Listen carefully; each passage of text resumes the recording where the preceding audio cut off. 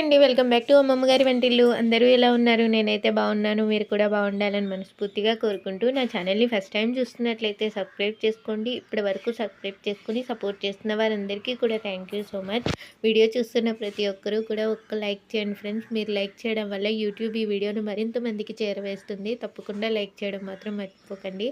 అందరికీ కూడా advance happy new year. ఇంకొక 3 డేస్‌లో కొత్త సంవత్సరంలోకి ఎంటర్ అవ్వబోతున్నాం కదా! ఈరోజు మన బ్లాగ్ వచ్చేసి శనివారం రోజు తీసిన బ్లాగు. ఆ రోజు ఉదయాన్నే లేచి బయట వాకళ్ళు అవి కూడా తుడుచుకొని రూమ్స్ కూడా తుడుచుకున్న తర్వాత హాట్ వాటర్ తాగేసి ఆయనకి పాలు కలిపేసి ఇచ్చేసి ఫ్రెష్ అయిపోయి టిఫిన్ కింద నైట్ వండిన రైస్ కొంచెం ఉండిపోయింది. అందుకు పులిహోర కింద అయితే తాలింపు పెట్టేస్తున్నాను. చింతపండు పులిహోర కాదు, నిమ్మకాయ పులిహోరే. చింతపండు పులిహోర అయితే అది ఉడకపెట్టి అన్నీ చేసేసరికి లేట్ అయిపోతుంది. నిమ్మకాయ పులిహోర అయితే నిమ్మకాయ రసం తీసేసి పోపు పెట్టేసుకుని కలిపేసుకుంటే 5 నిమిషాల్లో రెడీ అయిపోతుంది కదా! అందుకే సింపుల్గా నిమ్మకాయ పులిహోర కింద కలిపేసుకున్నాను. ఇంకా తర్వాత దేవుడి దగ్గర నిన్న పెట్టుకున్న పువ్వులు అవన్నీ కూడా తీసేసుకొని దేవుడి పటాల దగ్గర పసుపు కుంకుమ కొంచెం దుమ్ము కింద ఉంటే నీట్గా బ్రష్ పెట్టుకుని తుడుచుకొని రోజు దేవుడి దగ్గర పెట్టుకునే పువ్వులు తీసేసినవి ఏ రోజుకి ఆ రోజు పాడేసుకోకుండా ఒక బుట్టలో పెట్టుకుంటాను. అవి కొన్ని ఎక్కువ అయిపోయిన తర్వాత కాలువలో వేయడానికి ఇస్తాను. మా వారి వర్క్కి వెళ్ళే దారిలో కాలువ అయితే ఉంటుంది. ఆయన వెళ్ళేటప్పుడు తీసుకెళ్తారు కదా అని చెప్పేసి అవన్నీ కూడా ఒక కవర్లో పెట్టేసి దేవుడి సామాన్లు అన్నీ కూడా క్లీన్ చేసుకోవడానికి ఒక బుట్టలో పెట్టుకుని క్లీన్ చేసుకుంటున్నాను. నిన్న సాయంకాలం క్లీన్ చేసుకోలేదు. శుక్రవారం కదా, ఇంకా దేవుడి దగ్గర పెట్టుకున్నవి కదిలించడం ఎందుకని చెప్పేసి ఇప్పుడైతే క్లీన్ చేసుకుంటున్నాను. ఎప్పుడు సాయంకాలం క్లీన్ చేసుకుంటే మార్నింగ్‌కి హడావిడి లేకుండా దేవుడి దగ్గర వెంటనే పువ్వులు అవి సర్దేసుకొని పూజ చేసుకోవడానికి ఉంటుంది. ఒక్కొక్కసారి ఇంకా కుదరలేనప్పుడు మార్నింగ్ టైంలోనే క్లీన్ చేసుకుంటాను. అవి క్లీన్ చేసుకొని క్లాత్ పెట్టి తుడుచుకొని దేవుడి దగ్గర పెట్టుకొని ఆయన కోసం టీ పెట్టేసి ఆయనకి టీ ఇచ్చేసిన తర్వాత దేవుడి దగ్గర పువ్వులు అవి కూడా సర్దేసుకొని ఆ రోజు శనివారం కదా, వెంకటేశ్వర స్వామికి పూజ చేసుకొని గోవిందనామాలు, హనుమాన్ చాలీసా, శని స్తోత్రం ఇవన్నీ కూడా చదువుకొని పూజ చేసుకున్న తర్వాత తులసి కోట దగ్గర అది కూడా దండం పెట్టుకొని నేను కూడా టిఫిన్ అయితే చేసేస్తున్నాను. టిఫిన్ కంప్లీట్ అయిపోయిన తర్వాత లంచ్లోకి పప్పుచారు పెడదామని చెప్పి కందిపప్పుని 2-3 టైమ్స్ కడిగేసుకొని టమాటాలు పచ్చిమిర్చి కట్ చేసి వేసేసుకొని కుక్కర్లో ఉడికించేసుకుంటాను. అలా ఉడికించేసుకొని కందిపప్పును బాగా మెదిపేసుకొని పప్పుచారు పెట్టుకుంటుంటే టేస్ట్ బాగుంటుంది. అందుకని అది కుక్కర్లో పెట్టేసుకొని రైస్ కూడా కడిగేసుకొని పప్పుచారు కోసం చింతపండు అది కూడా నానబెట్టేసుకొని బట్టలు ఉదయాన్నే నానబెట్టేసుకున్నాను. వాటిని ఉతికేసుకుని ఆరబెట్టేసుకుందాము. ఈలోపు పప్పు కూడా ఉడికిపోతుంది కదా అని చెప్పేసి ఫాస్ట్గా బట్టలు అయితే ఉతుక్కుంటున్నాను. ఈరోజు వాతావరణం బాగానే ఉంది. ఉదయాన్నే ఎండ వచ్చింది, చలిగాలి కూడా తగ్గింది. మొన్న వ్లాగ్లోనే నేను అన్నాను కదా, వానదేవుడికి మనం అందరం కూడా దండం పెట్టుకోవాలి వర్షాలు రాకూడదని చెప్పేసి. ఆయన అర్థం చేసుకున్నట్టున్నారు. వాతావరణం అంతా కూడా నార్మల్ అయ్యింది. ఇంకా కొన్ని రోజుల వరకు ఇంక ఇలానే ఉండాలి. బట్టలన్నీ కూడా ఉతికేసుకొని కుంజేసుకొని ఆరబెట్టేసుకున్నాను. బకెట్స్ అన్నీ కూడా ఆరబెట్టేసినట్టు అయిపోయాయి. అందుకు ముందుగా కొంచెం నాచు పెట్టిన వాటికి కొంచెం హార్పిక్ వేసి ఉంచేసాను. అలా ఉంచేస్తే నాచంతా కూడా చాలా తొందరగా పోతుంది. ఇంకా అవన్నీ కూడా బకెట్స్ క్లీన్ చేసుకుంటున్నాను. అన్ని బకెట్ల కంటే వాష్రూమ్లో పెట్టుకునే బకెట్కే ఎక్కువ నాచు పెట్టేసినట్టు అయిపోతుంది. అంటే వాటర్ నిత్యం అలా ఉండిపోతాయి కదా. ఇంకా బకెట్స్ అన్నీ కూడా క్లీన్ చేసేసుకొని కొన్ని గిన్నెలు ఉంటే అవి కూడా క్లీన్ చేసేసుకున్న తర్వాత ఇప్పుడు వంట అయితే స్టార్ట్ చేశాను. పప్పు ఉడికిపోయింది. అది బాగా మెతుక్కునే లోపు రైస్ ఉడికిపోతుంది కదా అని చెప్పేసి రైస్ అయితే స్టవ్ వెలిగించేసి స్టవ్ మీద పెట్టేశాను. పప్పుని స్మాషర్తో బాగా మెదిపేసుకుని చింతపండు రసం, పప్పుచారులో వేసుకునే కూరగాయ ముక్కలు, ఉప్పు, కారం, పసుపు వేసేసుకొని స్టవ్ మీద పెట్టుకుని కొంచెం కొత్తిమీర ఉంటే కొత్తిమీర, కరివేపాకు వేసుకుని ఒక 10 నిమిషాలు మరిగించుకొని పోపు పెట్టుకుంటుంటే పప్పుచారు సింపుల్గా అయిపోతుంది. టేస్ట్ కూడా బాగుంటుంది. నేను ఇదివరకు అయితే పప్పు ఉడకపెట్టి అదే సపరేట్గా తీసి మళ్ళీ ఉల్లిపాయలు ఇవన్నీ కూరగాయలు వాటర్ వేసి ఉడికించి మళ్ళీ పప్పు వేసి ఉప్పు, కారం, పసుపు వేసి పప్పుచారు పెట్టేదాన్ని. అలా పెట్టింది అంత టేస్ట్ అనిపించలేదు. కానీ సేమ్ ఇంగ్రీడియంట్స్, కానీ ఇలా పెడుతుంటే టేస్ట్ బాగుంటుంది. అందుకు మొన్న పెడితే ఇలానే బాగుంది కదా అని చెప్పి ఈసారి కూడా ఇలానే పెట్టాను. అన్నం ఉడికిపోయింది, వచ్చేసి పప్పుచారు మరుగుతుంది. పప్పుచారులోకి నంచుకోవడానికి ఏదైనా పచ్చడి చేద్దామని తెల్ల వంకాయ అయితే ఉంది. తెల్ల వంకాయ టమాటా రోటి పచ్చడి అయితే చేస్తున్నాను. వంకాయ పెద్దది ఉంది కదా, పచ్చడి ఎక్కువైపోతుందేమో పెద్ద వంకాయ తీసుకున్నాను అనుకున్నాను. వంకాయ తీర కోసి చూస్తే సగం వంకాయ పుచ్చే ఉంది. కొన్ని ముక్కలే అయ్యాయి. 2 టమాటాలు కూడా కట్ చేసుకుని 4 పచ్చిమిర్చి వేసుకుని ఆయిల్లో మగ్గించుకుని మగ్గేటప్పుడు కొంచెం జీలకర్ర కూడా వేసుకున్నాను. అవి ఒక గిన్నెలోకి తీసేసుకొని కొన్ని పల్లీలు వేసుకొని వేయించుకుంటే ఈ పచ్చళ్ళలో పల్లీలు వేసుకుంటే కమ్మగా బాగుంటుంది. అలానే పచ్చి ఉల్లిపాయలు కూడా వేసుకుంటే బాగుంటాయి. అందుకు చిన్న ఉల్లిపాయని చిన్న చిన్న ముక్కలుగా కట్ చేసుకున్నాను. రోట్లో అయితే నూరుకుంటున్నాను. కొన్ని పచ్చట్లు రోట్లో నూరుకుంటేనే వాటి టేస్ట్ బావుంటాయి. ముందు పల్లీలు వేసుకొని నూరుకొని, ఆ తర్వాత వంకాయ ముక్కలు అవి వేసుకొని నూరుకున్న తర్వాత రుచికి తగినంత ఉప్పు, కొంచెం చింతపండు కూడా వేసుకోవాలి. వంకాయలు మగ్గించేటప్పుడు కొంచెం కొత్తిమీరని కూడా వేసుకుంటే బావుంటది. నేను మర్చిపోయాను. ఇంకా అవి నలిగిన తర్వాత ముందుగా కట్ చేసుకున్న ఉల్లిపాయ ముక్కలు కూడా వేసుకొని ఒక 2 మినిట్స్ నూరుకుంటే ఎంతో రుచికరంగా ఉండే వంకాయ టమాటా రోటి పచ్చడి అయితే రెడీ అయిపోతుంది. వేడివేడి అన్నంలో ఈ పచ్చడి కొంచెం నెయ్యి వేసుకుని తింటే భలే ఉంటుంది. పచ్చి ఉల్లిపాయలు ఇష్టం లేదు అనుకుంటే స్కిప్ చేయొచ్చు. ఈ పచ్చడికి పచ్చి ఉల్లిపాయల కాంబినేషన్ చాలా బాగుంటుంది. ఇంకా పచ్చడి నూరేసుకొని ఒక సైడ్కి పెట్టేసుకొని పప్పుచారు కూడా మరిగిపోయింది. స్టవ్ ఆఫ్ చేసేసుకొని మా ఇంటి పక్కన పెద్దమ్మ గారు ములగ చెట్టు కొమ్మ ఇరిగిపోయిందని చెప్పేసి ములగాకు తీసుకొచ్చి ఇచ్చారు. అందులో పొండాకులు ఎక్కువగా ఉన్నాయి. అవన్నీ కూడా తీసేసి లేతాకులు లాంటివి పప్పు చేయడానికి తీసుకుని మిగతా ఆకంతా కూడా ఎండలో పెట్టుకుని పొడిని చేసుకుని ఎప్పుడైనా కూరల్లో అది వేసుకోవడానికి కరివేపాకు ఇలా వేసుకుంటాము. కొంచెం పొడి కూరల్లో అది వేసుకోవచ్చు అంట. అందుకు ములగాకు కూడా ఎక్కువగా ఉంది కదా, లేతాకు ఒక గుప్పెడంతా తీసుకుంటే మా పప్పుకి సరిపోతుంది. అందుకని చెప్పి మిగతా ఆకంతా కూడా ఎండలో అయితే పెట్టుకున్నాను. కూరకు తీసుకున్నది ఒక కవర్లో వేసేసుకొని ఫ్రిడ్జ్లో అయితే పెట్టుకుంటాను. పప్పుచారుకి పోపు పెట్టేసుకుంటున్నాను. పచ్చడికి ఏం పోపు పెట్టుకొని అవసరం లేదు, డైరెక్ట్గా అలానే వేసేసుకోవచ్చు. ఇంక పప్పుచారు తాలింపు పెట్టేసుకుంటే వంట పని అయితే కంప్లీట్ అయిపోతుంది. గిన్నెలు అవి కూడా ఇంకేమీ లేవు, ఒక్క కుక్కర్ ఒకటే ఉంది. ఇంకా మళ్ళీ ఒక్కదానికి మళ్ళీ గిన్నెలు తోమడం ఎందుకులే అని చెప్పేసి మధ్యాహ్నం భోజనం అది అయిన తర్వాత ఆ గిన్నెలు అవి ఉంటాయి కదా, అవన్నీ కలిపి క్లీన్ చేద్దామని చెప్పి పప్పుచారు తాలింపు పెట్టేసి ఒక గిన్నెలోకి తీసేసుకొని ఒక సైడ్కి పెట్టేసుకొని హైకోర్టు అయితే రాస్తున్నాను. 2024లో మొదలు పెట్టాను, 2025లో ఎండ్ చేస్తానేమో. ఇంకా ఇయర్ ఎండ్ అవ్వడానికి ఇంకెన్ని రోజులు లేదు కదా, 3 డేస్లో కొత్త సంవత్సరంలోకి ఎంటర్ అవ్వబోతున్నాము. నాకైతే 2024 చాలా స్పెషల్ అని చెప్పాలి. ఎందుకన్నది నేను నెక్స్ట్ వ్లాగ్లో అయితే షేర్ చేస్తాను. ఇయర్ మొత్తానికి కూడా ఎన్నో స్వీట్ మెమరీస్ని అలానే సాడ్ మూమెంట్స్ కూడా ఉంటాయి. వాటిని ఎక్కువ గుర్తు చేసుకోకూడదు. ఎప్పుడు జరిగాయో అప్పుడే మర్చిపోవాలి.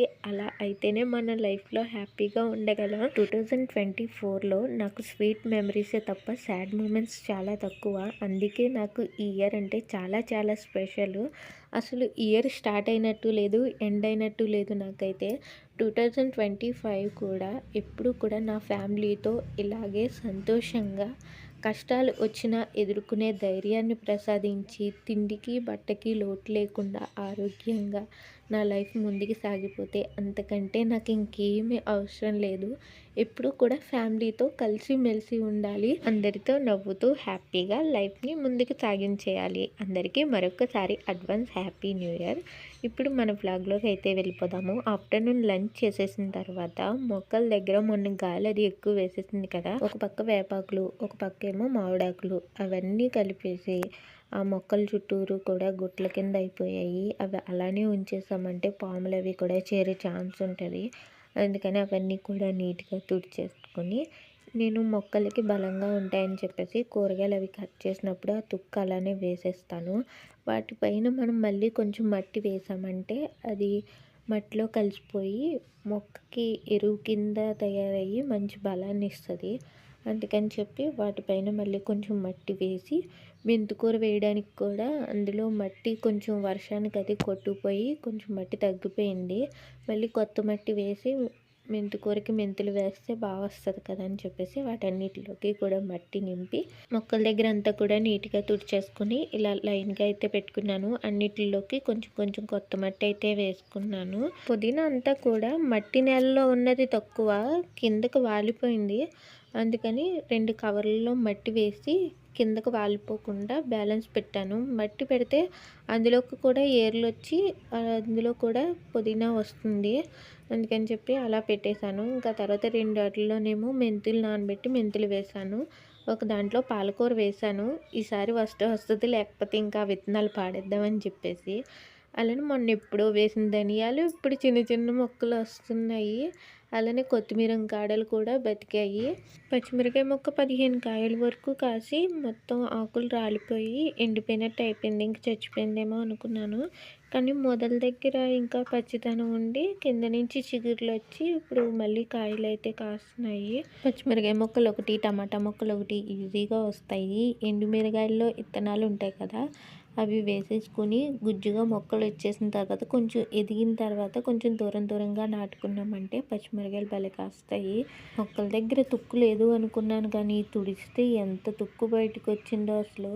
బొబ్బర్ల పాదు 1, 2 కాసినాయేమో అంతే. తర్వాత దానికి అదే చచ్చిపోయింది. అది కూడా అలా తీయకుండా అలా ఉంచేసాను. అవన్నీ కూడా నీట్గా తీసుకునేసరికి మొక్కల దగ్గర ఇప్పుడు ఎంత నీట్గా కనిపిస్తుందో. ఈ పనైనా కూడా చేస్తేనే కదా దాని అందం ఏంటో తెలుస్తుంది. చేయకపోతే అది అలాగే ఉంటుంది. పైనంతా కూడా తుడిచేసుకున్న తర్వాత మెట్లు అవి కూడా తుడిచేసుకుంటున్నాను. ఇంకా చాలా పని అయితే ఉంది. గిన్నెలు తోముకోవాలి, బట్టలన్నీ కూడా నీట్గా మడతలు పెట్టుకుని ఎక్కడొక్కడ సర్దుకుని లోపల రూమ్స్ అన్నీ కూడా తుడుచుకొని దేవుడి సామాన్లు కూడా క్లీన్ చేసుకోవాలి. ఆ తర్వాత ఫేస్ ప్యాక్ పెట్టుకుందాం అనుకుంటున్నాను. ఇప్పుడు ఫెస్టివల్ సీజన్ కదా, నా డైలీ రొటీన్తో పాటు నాకు తెలిసినవి కొన్ని ఫేస్ ప్యాక్ కూడా మీతో షేర్ చేద్దామని అయితే అనుకుంటున్నాను. మొన్న ఒక వ్లాగ్లో ఈ మాయిశ్చరైజర్ తయారు చేశాను కదా, అది వాడిన తర్వాత రిజల్ట్ మీతో షేర్ చేసుకుంటానన్నాను కదా. రోజు కూడా నైట్ నేను అప్లై చేసుకుంటున్నాను. మార్నింగ్కి ఫేస్ స్మూత్గా అస్సలు డ్రైగా అనిపించట్లేదు. మొన్నటి వరకు వింటర్ కదా, ఫేస్ మొత్తం చాలా డ్రైగా అనిపించేది. ఇప్పుడు నాకైతే పడింది. రూపాయి ఖర్చు లేకుండా ఇంట్లోనే మంచి మాయిశ్చరైజర్ అయితే దొరికిందని అనుకుంటున్నాను నేను. అప్పట్లో మన నానమ్మలు, అమ్మమ్మలు వాడిన మాయిశ్చరైజర్ అంటే ఇది. అంటే మనకి యూట్యూబ్లో ఎలా అంటే అమ్మమ్మలు, నానమ్మలు అంటే అంతగా పట్టించుకోరని చెప్పేసి థంబ్‌నెయిల్‌లో రాణులు వాడిన మాయిశ్చరైజర్ ఇది, అంత పవర్ఫుల్‌గా వర్క్ అవుతుందని చెప్పేసి టైటిల్స్ అవి కూడా పెట్టేవారు. అప్పట్లో వాళ్ళ వాడినవి ఇప్పుడు మనకి ట్రెండింగ్ అవుతున్నాయి. అందుకే ఏదైనా కూడా ఓల్డ్ ఈజ్ గోల్డ్ అంటారు కదా. ఇంకా పనులన్నీ కూడా కంప్లీట్ చేసుకొని ఇప్పుడు ఫేస్ ప్యాక్ ప్రిపేర్ చేసుకుందామని అన్నీ కూడా రెడీ చేసుకున్నాను. ఎర్ర కందిపప్పుని ఒక 3 గంటల ముందే నానబెట్టుకున్నాను. ఎందుకంటే అప్పటికప్పుడే ఎర్ర కందిపప్పుని గ్రైండ్ చేసుకుంటే బరకగా ఉంటుంది. ఇలా నానబెట్టుకున్నామంటే మెత్తగా నలుగుతుందని చెప్పేసి 3 అవర్స్ పాటు నానబెట్టుకున్నాను. నీటిలో నానబెట్టుకునే కంటే పాలలో నానబెట్టుకుంటే ఇంకా రిజల్ట్ బాగుంటుంది. చిన్న క్యారెట్ ముక్క, బంగాళదుంప ముక్కలు మిక్సీ జార్లో వేసుకొని కందిపప్పును కూడా వేసుకొని ఒక 10-15 పుదీనా ఆకులను కూడా వేసుకుంటే ఫేస్ పైన పింపుల్స్, యాక్ని, పిగ్మెంటేషన్ అది ఉన్న పుదీనా వల్ల చాలా బాగా తగ్గుతాయి. అందుకని ఒక 10-15 పుదీనా ఆకులు కూడా వేసుకున్నాను. వీటన్నిటిని కూడా మెత్తటి పేస్ట్ లాగా గ్రైండ్ చేసుకోవాలి. ఎటువంటి వాటర్ అది కూడా ఏం వేయక్కర్లేదు. బంగాళదుంప, క్యారెట్ వీటన్నిటిలో కూడా వాటర్ ఉంటుంది కదా, వాటితోనే మెత్తగా గ్రైండ్ అయిపోతుంది. ఇలా చూస్తే కర్రీలో గ్రేవీకి వేసుకునే మసాలా అనిపిస్తుంది కదా, కానీ ఇవన్నీ కూడా వంటలుగా వాడుకునేవే కదా, గ్రేవీకి వేసుకున్న ఏం ప్రాబ్లం ఏమి ఉండదు. అవి వంటల్లో వేసుకుంటే గ్రేవీ అవుతుంది, ఫేస్కి అప్లై చేసుకుంటే ఫేస్ ప్యాక్ అయిపోతుంది అంతే. ఇవన్నీ కూడా ఒక బౌల్లోకి తీసేసుకొని చిటికెడు పసుపు వేసుకొని 1 స్పూన్ శనగపిండి కూడా వేసుకొని బాగా మిక్స్ చేసుకోవాలి. ఈ ఫేస్ ప్యాక్ని ఒక్కసారి ప్రిపేర్ చేసుకుని 3 డేస్ ఫ్రిడ్జ్లో పెట్టుకుని అప్లై చేసుకోవచ్చు. ఫంక్షన్స్కి, పార్టీస్కి వెళ్ళేటప్పుడు ఇన్స్టెంట్గా ఫేస్ గ్లో రావాలి అనుకుంటే ఈ ఒక్క ఫేస్ ప్యాక్ని అప్లై చేసుకోండి. మంచి రిజల్ట్ అయితే చూస్తారు. మనం ఇందులో యాడ్ చేసిన ఇంగ్రీడియంట్స్ అన్నీ కూడా ఫేస్కి చాలా బాగా వర్క్ అవుతాయి. బంగాళదుంప, క్యారెట్ మన ఫేస్ పై ఉన్న ట్యాన్ని రిమూవ్ చేస్తాయి. అలానే ఫేస్ గ్లోగా కనిపించడానికి, అలానే ఫేస్ పైన ఏమైనా ముడతలు అవి ఉన్నా, పింపుల్స్ వల్ల ఏర్పడిన మచ్చలు, అలానే గుంటలు అవన్నీ కూడా తగ్గుతాయి. పింపుల్స్ తగ్గించడానికి పుదీనా చాలా బాగా హెల్ప్ అవుతుంది. ఇలా ఫేస్ ప్యాక్లో వేసుకోకుండా పుదీనా రసాన్ని కొంచెం జాజికాయ పొడిని మిక్స్ చేసుకొని ఫేస్ అంతా అప్లై చేసుకోకుండా ఓన్లీ పింపుల్ మీద అంటించుకున్నా కూడా నైట్ అప్లై చేసుకుంటే మార్నింగ్కి ఆ పింపుల్ మ్యాక్సిమం తగ్గిపోతుంది. ప్రతి ఒక్కరం కూడా పార్లర్స్కి వెళ్ళి క్లీనప్లు, ఫేషియల్స్ అవి చేయించుకోలేం కదా, అటువంటప్పుడు న్యాచురల్గా ఇంట్లో ఉండే వాటితో ఇటువంటి ఫేస్ ప్యాక్స్ రెడీ చేసుకొని ఒక్కసారి అప్లై చేసుకున్నామంటే రిజల్ట్ స్లోగా ఉన్నా కానీ మన ఫేస్కి ఎటువంటి హాని కలగకుండా ఉంటుంది. కెమికల్స్ ఉన్నవి వాడినప్పుడు ఫేస్ వెంటనే గ్లో వచ్చేస్తుంది. అవి వాడడం మానేసిన తర్వాత మన ఫేస్ పైన ఎంత ఎఫెక్ట్ చూపించిందన్నది అప్పుడు రిజల్ట్ మనకు తెలుస్తుంది. అందుకని కెమికల్స్ ఉన్న ప్రోడక్ట్స్ మ్యాక్సిమం వాడకూడదు. ఏ ఫేస్ ప్యాక్ అయినా కూడా మార్నింగ్ టైంలో కంటే నైట్ టైంలో అప్లై చేసుకుంటేనే రిజల్ట్ బాగుంటుంది.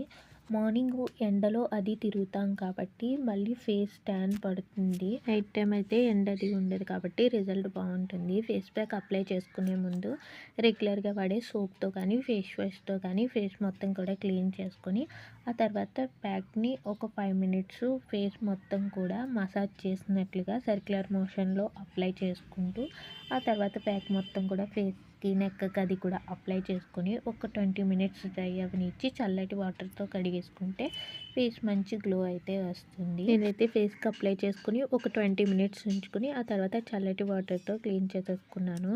నేను ఇప్పుడు ఫేస్ ప్యాక్ అప్లై చేసేసుకున్న తర్వాత ఫేస్ మొత్తం కూడా గ్లో వచ్చేసింది. మీరే చూడండి. అలాంటి ఫేక్ న్యూస్లు అయితే చెప్పను. ఒక్కసారి అప్లై చేసుకున్నంత మాత్రాన గ్లో వచ్చేది కానీ వారంలో ఒక 2-3 సార్లైనా లేదంటే రోజు ఒక 7 డేస్ వాడితే రిజల్ట్ అన్నది తెలుస్తుంది. మీకు కూడా ఈ ఫేస్ ప్యాక్ నచ్చినట్లయితే ఒక్కసారి ట్రై చేయండి. రిజల్ట్ మీరే చూస్తారు. డిన్నర్లోకి మార్నింగ్ చేసిన పప్పుచారు అయితే ఉంది. ఆయన కోసం కొంచెం రైస్ కుక్ చేస్తున్నాను. నాకు ఈరోజు శనివారం అందుకు రైస్ తిన్ను. అందుకని కొంచెం జొన్న జావ అయితే కాచుకుంటున్నాను. ఈ వ్లాగ్ని ఇక్కడితో ఎండ్ చేసేస్తున్నాను. ప్లీజ్ వీడియో నచ్చినట్లయితే లైక్ చేయండి. వ్లాగ్ ఎలా ఉందో కూడా కామెంట్ చేయండి. నా ఛానల్ని ఫస్ట్ టైం చూస్తున్నట్లయితే సబ్స్క్రైబ్ చేసుకోండి. Thanks for watching friends.